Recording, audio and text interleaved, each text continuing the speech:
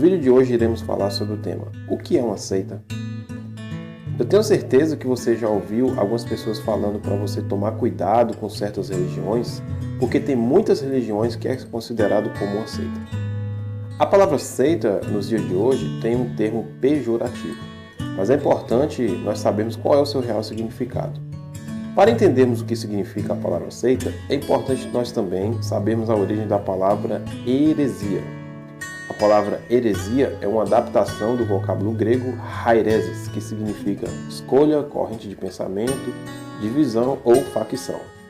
Esse vocábulo, quando foi passado para o latim, virou secta, e daí passou a ser chamado em português de seita. Um dos motivos da palavra seita trazer algumas dúvidas para alguns cristãos é por conta dos cristãos serem chamados de seita no Novo Testamento. E caso você queira conferir, eu irei deixar essas referências bíblicas onde os cristãos são mencionados como uma seita. E essas referências são essas: Atos capítulo 5, versículo 17, Atos capítulo 15, versículo 5, Atos capítulo 24, versículo 5, Atos capítulo 24, versículo 14, Atos capítulo 28, versículo 22, 1 Coríntios capítulo 11, versículo 19, Gálatas capítulo 5, versículo 20, 2 Pedro capítulo 2, versículo 1. A palavra seita nos dias de hoje não tem mais o mesmo sentido que tinha no início da igreja primitiva, pois a palavra seita hoje tem um sentido pejorativo. De acordo com a teologia, podemos dizer que seita se refere a um grupo de pessoas e que heresia indica as doutrinas antibíblicas defendidas pelo tal grupo. Eu costumo chamar uma falsa religião não só de seita, mas sim também de seita herética, ou seja, é um grupo herético, um grupo que ensina heresias que são doutrinas antibíblicas. Alguém pode ser cristão e não pertencer a uma seita, porém pode de fato acabar cometendo uma heresia, pode sem querer ensinar uma doutrina bíblica de forma errada. Mas, para que você tenha um entendimento melhor do que é uma seita, seita é simplesmente um grupo que saiu de outro grupo. Mas nos dias de hoje a palavra seita é considerada pela teologia e por grupos apologéticos a grupos religiosos que ensinam doutrinas antibíblicas. E é importante também nós sabermos identificar uma seita. E você sabe como identificar uma seita? Uma das formas mais simples e mais conhecidas para identificarmos uma seita é a utilização das 4 operações matemáticas: adição, subtração, multiplicação e divisão. Entendemos da seguinte maneira: a adição. O grupo sectário sempre adiciona doutrinas que não encontramos na Bíblia, ou seja, não tem a Bíblia como fonte de toda a autoridade, ou como única regra de fé e prática. E sempre segue as doutrinas que seus líderes impõem. Por exemplo, nós cristãos não seguimos doutrinas que foram inventadas pelo homem. Nós seguimos as doutrinas bíblicas. Já uma seita, ela sempre vai fazer não somente aquilo que a Bíblia diz, mas também o que os seus líderes dizem, porque para essas pessoas, algumas doutrinas impostas pelos seus líderes têm o mesmo peso de autoridade que a própria palavra de Deus. Por exemplo, os católicos têm que obedecer o que o Papa diz. As testemunhas de Jeová seguem os ensinos deixados por Charles Taze Russell e pelo corpo governante. Os mormons seguem os ensinos de Joseph Smith. Os adventistas seguem as doutrinas de Ellen White. O espiritismo segue os ensinos de Allan Kardec e por aí vai. Ou seja, esses líderes religiosos adicionaram coisas que não estão na Bíblia. E veja o que a palavra de Deus nos diz sobre acrescentar algo que não está na Bíblia ou tirar o que nela está. Provérbios capítulo 30, versículo 5 e versículo 6 diz assim: toda a palavra de Deus é pura. Ela é escudo para os que nele confiam.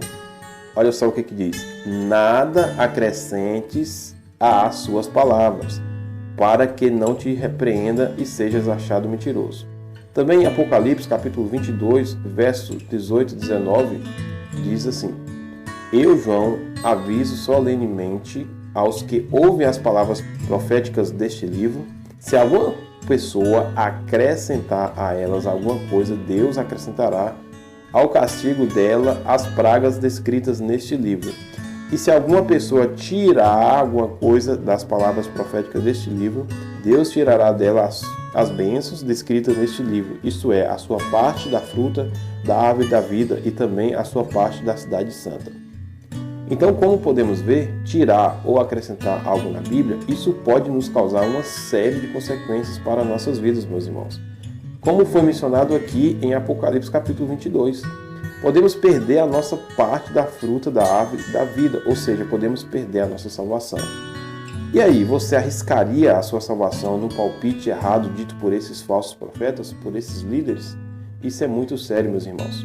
O que de fato nós devemos fazer é ter somente a Bíblia como a nossa única fonte de toda a autoridade. E foi esse um dos pontos principais da Reforma Protestante.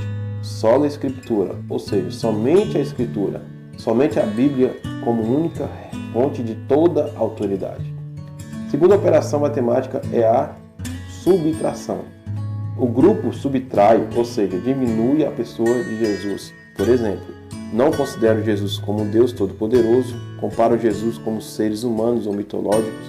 E realmente nós vemos isso acontecer com muita clareza em algumas religiões. Por exemplo, as testemunhas de Jeová dizem que Jesus é o arcanjo Miguel e também que Jesus é a primeira criatura de Deus e que Jesus é o anjo do abismo, descrito no livro de Apocalipse, fazendo da pessoa de Jesus um demônio. É um absurdo ouvir um negócio desse, não é mesmo? Mas é a mais pura verdade, meus irmãos. Tem um livro das Testemunhas de Jeová chamado Apocalipse, seu grandioso clímax está próximo, que é esse livro que você está vendo aí na imagem. Eu tenho até esse livro aqui em casa. Veja o que diz nesse livro na página 148. Preste atenção. Tem sobre si um rei, o anjo do abismo. Seu nome em hebraico é Abaddon, significando destruição. Mas em grego ele tem o nome de Apolion, significando destruidor. Revelação, capítulo 9, versículo 11, que é Apocalipse, né? Agora, presta atenção, olha só o que diz agora. Jesus, como anjo do abismo e destruidor, devera soltar um ai atormentador sobre a cristandade. Viram só, pessoal? Isso é o que eles pensam a respeito da pessoa de Jesus. Eles dizem que Jesus é o anjo do abismo. E sabemos que esse anjo do abismo, na verdade, é um demônio. Então eles atribuem a pessoa de Jesus a um demônio. É lamentável, não é mesmo? E o pior de tudo, irmãos, é dizer que Jesus não é o Deus Todo-Poderoso. Que essa, para mim, é uma das maiores heresias que existe. E, inclusive, eu vou deixar um link aqui abaixo na descrição do vídeo, onde eu fiz um vídeo provando que Jesus é Deus na Bíblia, tradução do Novo Mundo, que é a própria Bíblia das Testemunhas de Jeová. Então, pessoal, muitos grupos sectários diminuem a pessoa de Jesus. Isso é um absurdo, mas é a mais pura verdade. O próximo sinal é o sinal da multiplicação, ou seja, é a autossalvação. O grupo tem que multiplicar as boas obras para ser salvo. Essa é também uma das características de uma seita, que é dizer que temos que praticar boas obras para ser salvo. E não é isso o que a Bíblia ensina. Veja o que diz em Efésios, capítulo 2, versículo 8 ao versículo 10, que é uma passagem muito conhecida. Diz assim: porque pela graça sois salvos, por meio da fé. Isso não vem de vós, é dom de Deus. Não vem de obras para que ninguém se glorie, porque somos feitura sua, criados em Cristo Jesus para as boas obras, as quais Deus preparou para que andássemos nelas. Então, esse texto é muito claro em nos dizer que nós somos salvos pela graça e não por obras. O que devemos entender é que não praticamos obras para ser salvos.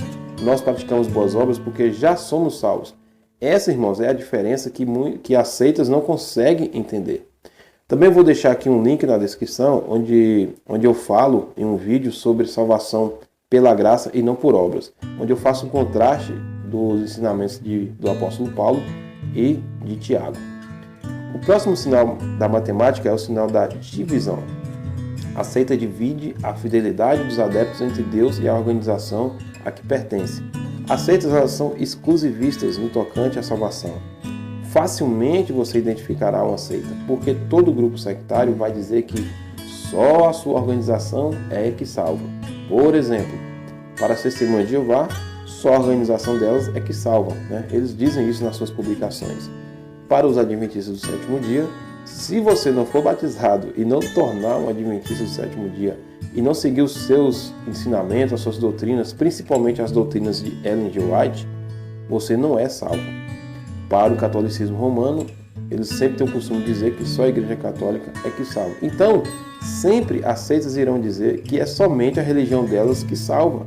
E você deve tomar muito cuidado com isso, meu irmão. Porque muitas dessas religiões vão negar em dizer que só a religião delas que salva. Mas, na prática, é bem diferente. Porque é isso que eles ensinam. Mas não é isso que nós cristãos ensinamos. Conforme o Evangelho de João, capítulo 3, versículo 16, com uma passagem muito popular e muito conhecida das Escrituras, lá diz o quê? Quem é que pode ser salvo? É somente aquele que pela fé aceita Jesus como seu único e suficiente Salvador e aquele que verdadeiramente se arrepende dos seus pecados. Não é a denominação a qual eu e você fazemos parte que pode nos salvar, e sim somente Jesus Cristo, nosso Senhor, que pode nos salvar. Você pode fazer parte de qualquer outra denominação, porém se você aceitou a Cristo pela fé, crê que Ele é o Deus Todo-Poderoso, crê no Deus Trino, Pai, Filho e Espírito Santo, e não prega heresia, não ensina heresia, se você faz essas coisas, você é um irmão em Cristo Jesus, você é um cristão verdadeiro, não importa a qual denominação você faça parte. Bom pessoal, esse é o nosso vídeo de hoje, espero que tenham gostado desse vídeo. Não se esqueça de se inscrever em nosso canal e de ativar as notificações. Valeu? Deus abençoe a todos e até a próxima.